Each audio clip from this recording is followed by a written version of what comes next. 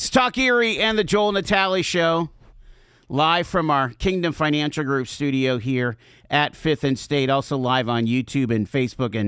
And having the song from Pretty in Pink is kind of appropriate as we talk to Erie school director, because, you know, the climax of Pretty in Pink, of course, was in a high school. John Harkins is with us. Remember that movie there, John? No. It was from the 80s, one of the John Hughes movies. But it's good to see you, good to meet you.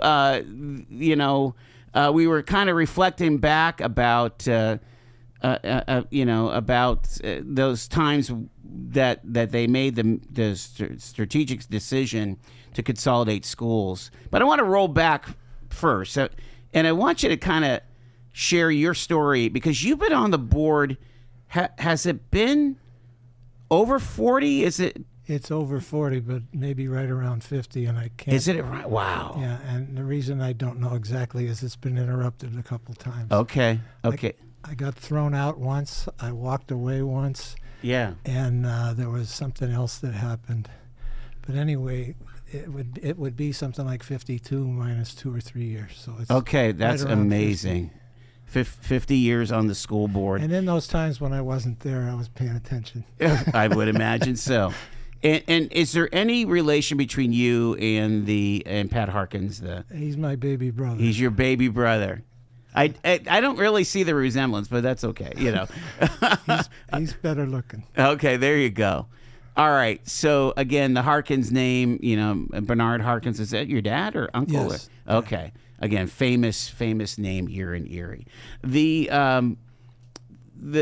Obviously the school district has been through a lot. When you think about at its peak, probably in the late 50s, early 60s, maybe even through the 60s, wasn't the district kind of built for like 15,000 kids or something like that? Well, there were in excess of 20,000. Were there? There might have been 23, but I won't insist on that. But it was at least 20,000. Over 20,000 students was the fully built. And of course, you know, things were, you know, you would close the school because you build a new modern school and so on. That's how you get, Jones School gets closed. You know, but there's Piper Burley. That kind of thing, not that far away. I think 8 schools were closed when Piper Burley was built. Is that right? 8 elementary schools. Yeah. Right. Joanna Connell, kind of on the newer side. Again, when we say new, we're talking within the last 40, 50 years, right? It was Grover Cleveland and Connell were in the mid to late 50s. Okay. So over 60 years. The last school that was built from scratch was? Probably McKinley. Okay. Probably, unless East was, I think it was East McKinley. Middle School was a total rebuild, right? They tore down the old building and built a brand new one. So I had been to multiple public meetings in the Jay Badams era about right-sizing the district, okay? There was strategic planning that went on that talked about this. But then push came to shove, and we reached a financial crisis in the years leading up to 2017. Can you, as a member of the board at that time, can you recall some of the thinking back then?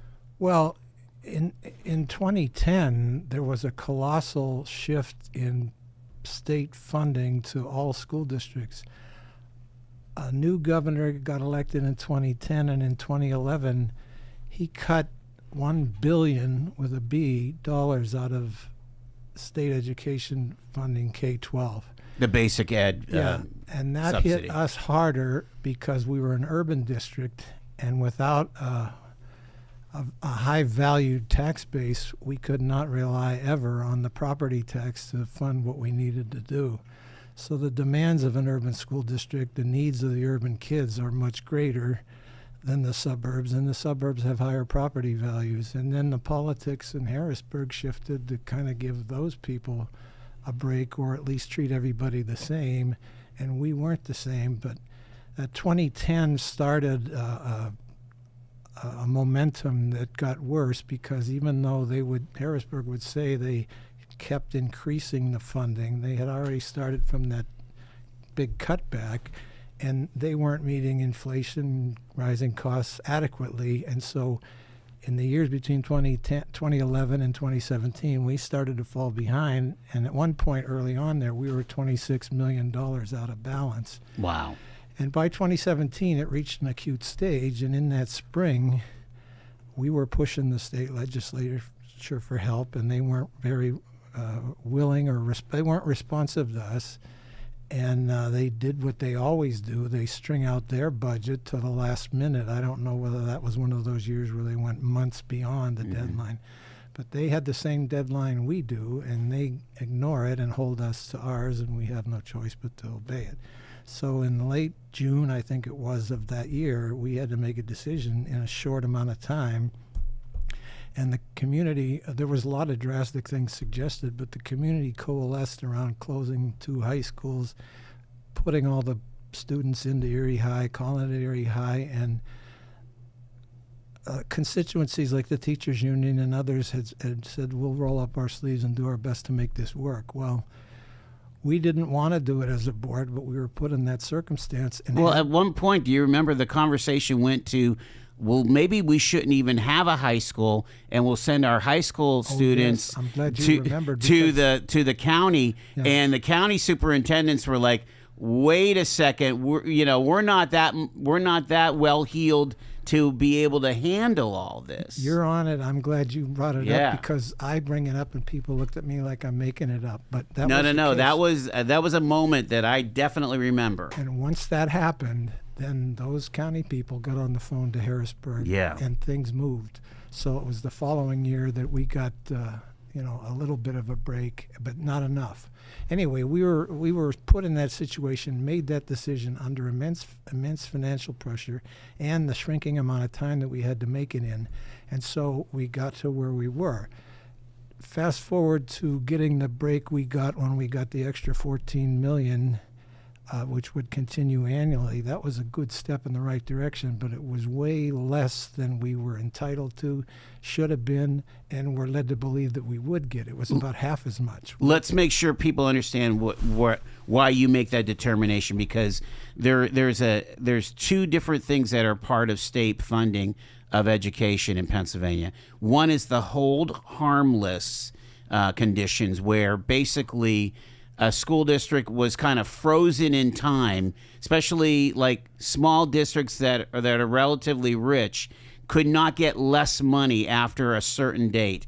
And then the other layer of this is the fair funding formula, where the state under a court decision had to start allocating funds to, more equitable, using different different qualifiers or different metrics that would cause urban school districts to get more money. Yet that they would never do the fair funding formula all the way through. Like they couldn't turn on a spigot. So they've been kind of eking that out, year by year by year. I'm not sure we're fully fair funded now, are we? No, we're not. They're not doing anything like they were told to do. They're dragging their feet and pretending to be working on it, and every once in a while on that Sunday talk show you'll hear them say, well, we're in a bipartisan way having healthy discussions and we're optimistic, but years are going by and they're just not doing that. We did have a lobbyist we hired a lobbyist at the time. We learned that other districts got some sweetheart deals that we weren't aware of. We were really outsiders, and we had kind of lost the clout we had when Italo Capabianca and Ben Dombrowski were down there, and just the shifting politics didn't favor us. But yeah, that fair funding, hundreds of I think it was at least 100 districts took the state to court about unfair funding, and the Supreme Court ruled in favor of those school districts. So the legislature was charged with coming up with a fair funding formula, which they are yet to do. But we did get them. Senator Laughlin, and the politics of it, his party wanted to help him stay here, so they wanted him to succeed at being helpful, so they helped him, and it helped us. But at one point, we were led to believe we'd get 31 million, and we got 14. Right. So we didn't have an absolute out loud in public promise, but we heard that, that the people looking at it thought we were entitled to get. We had to justify what we were asking for.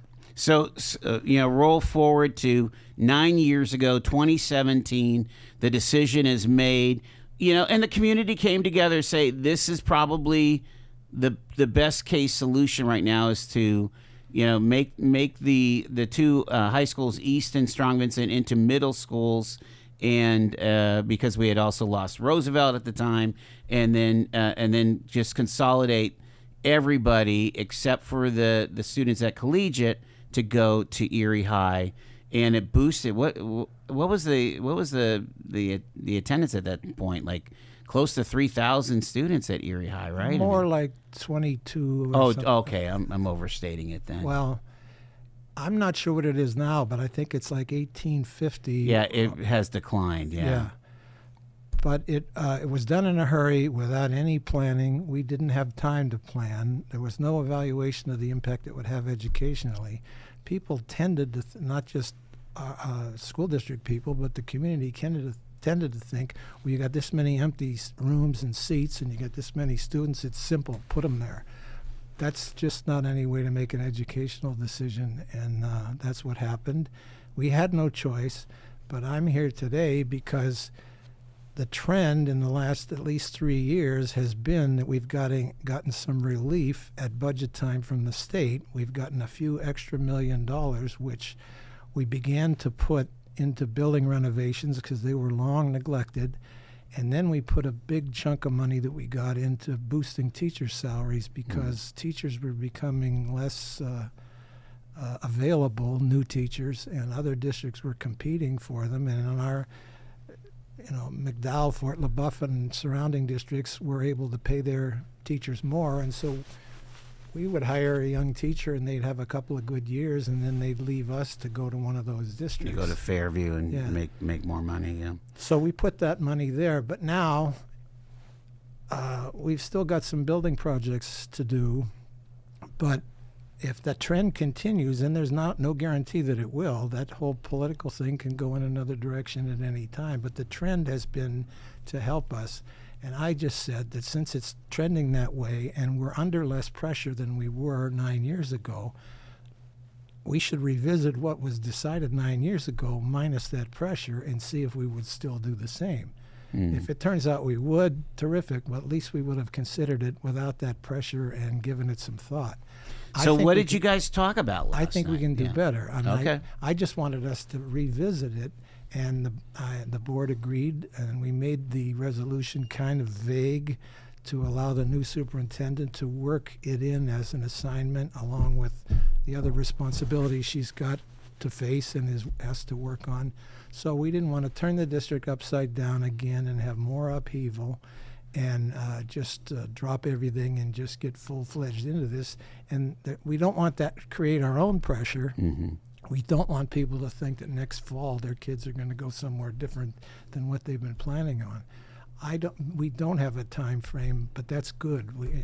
She should have the right, and it is her prerogative to look at such decisions and make them in her professional judgment in the most timely way and considering everything. So we set this in motion now. I feel good about what we did. We talked about this last night as I'm talking now, and a lot of the public came and expressed themselves, and they agreed we should be doing something different. And many people will have many preferences, but that's what we'll have to wade through in some kind of a thoughtful process where we can get the input of parents, staff, and even the kids. And without taking forever to come up with a decision, we just want to do it in a thoughtful, deliberate way and just ponder it well as we go. So it's set in motion, and I think we should feel good about that. And we'll see where it leads. We've got John Harkins with us here from the Erie School Board. Couple things I want to, kind of click off here. First off, I'm wondering about property or buildings or what have you.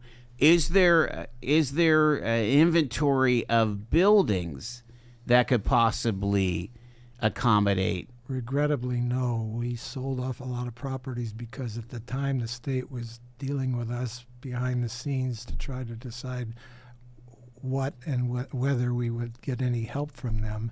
They wanted some demonstration from our end that we were trying hard to cut costs. Yeah. So we took a hard look at fields we owned and buildings we owned and put them up for sale, and under that pressure. And let me interrupt myself and say at the time that was done, I thought, wait a minute, we've been denied funding from these people. They put us in a hole, and now they're saying they'll help us if we'll admit it was our fault because we had these properties that we could have put on the tax roll. Oh, seriously. So Wow. we tried to put them on the tax roll, and a lot of them didn't sell. I mean, easily. Now some of them have. We saw Right. Burton, Irving, Grandview, yeah. Roosevelt. Not Grandview. That's out of the city.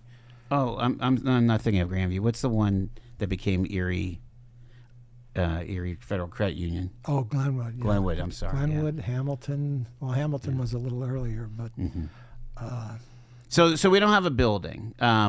Talk about, there was some reorganization. At Northwest Pennsylvania Collegiate Academy, they started a magnet school for the arts, which brought, I want to say, 300 additional students to Academy.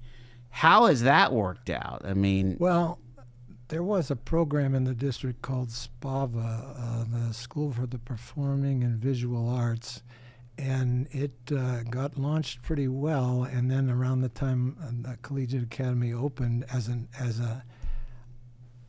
academic hub, I mean, the emphasis was going to be on higher academics, teaching and instruction. So anyway, they put the arts program in that school then, and that did attract more students. I think it's just become a little watered down and not. I think it exists, but it's not. you mean the magnet school, huh? The arts. Oh, the arts thing. Okay. I don't think we even use the word magnet there anymore, but it has the arts and drama, and it has a dance Right. room and instruction. And But that was supposedly going to take a little bit of the pressure off of Erie High as far as that was done first. That was done before Erie High was created. Okay. See, I'm thinking of because my kids went to collegiate, and they didn't have that quote magnet school. But when the Erie High was built, there was that additional. They were attracting students offerings. Kind of brought it back in. People had to kind of audition to get in there or what have you.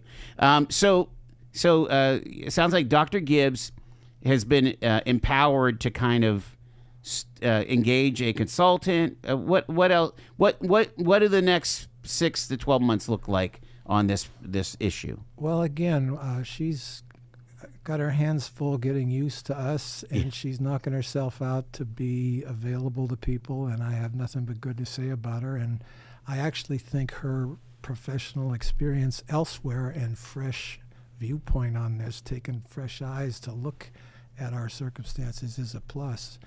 And we, of course, have all 8 other board members who weren't involved at the time, so they're fresh too. But I don't know that I want to see us get too bogged down in too much consulting and all that.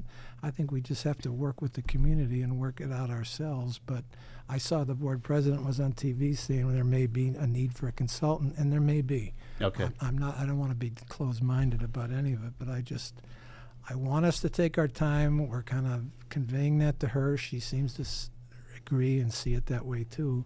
But I don't want to set parameters. I want the process to bring something to us for us to work on and to agree with or modify or wherever it leads us. Do you think that you opened a can of worms? Well, I mean, we've been sitting here for 9 years with this current situation. What I didn't want to happen was for her to have come to Erie and think, well, this was settled before I got here, and everybody's fine with it, because I know everybody isn't. And I didn't want to go causing trouble or be disruptive, but I thought, as I had said a few minutes ago, that now that the pressure is easing on us, and now if more money becomes available to us, do we want to start new programs that might be meritorious, or do we want to fix the problem that was imposed on us by a crisis? Now that we have the means to deal with that question, would we make the same decision? And I don't think we would have, and I don't think we should. So I just want to make sure there's a place for us to have that on our minds and affect our thinking in every other thing we do. So I'm glad that it's on the radar now and it's out there, and people are going to expect results. But we all want them to be patient with us, work with us, and be involved. Yeah. So that when it's over, no one can say they weren't involved. And she does very well at involving and including public stakeholders, they call them these days. We're going to leave it there. John Harkins from the Erie Public Schools School Board. Thanks for coming out and explaining. And again, certainly something that we're going to watch. All right, you're going to send me back out into this weather? There you go. Stay warm. It's Talk Erie and the Joel and Natalia Show. Another song based on a high school, Footloose. There you go.